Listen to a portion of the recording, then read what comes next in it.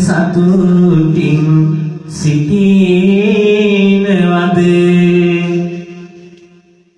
කියලා කියන්නකෝ මගේ ආදර අම්මී අනේ මගේ අම්මා දුක් විඳලයි මම හැදුවේ නේ කවදාවත් විඳින්න කීටින්වත් තැළුවේ බුදු කෙනෙකුන් බලන ලෙසයි මා දෙස ඔබ බැලුවේ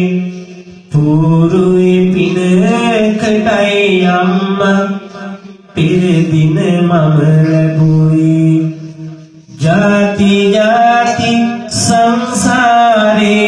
අම්මේ ඔයා මගේ වෙන්න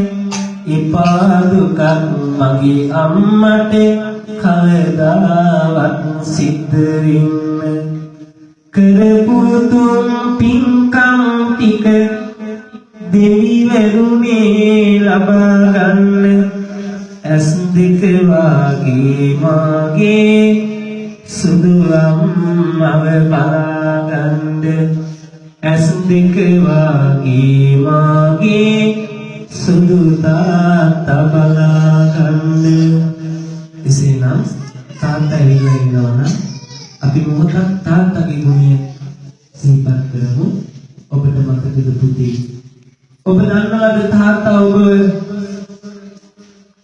පෝෂණය කරන්න කොයිතරම්නම් දුක් ගැටක් විඳිනවද කියලා සමහර වෙලාවක තාත්තා ගෙදර එන වෙලාවක් ඔබ දන්නේ නැහැ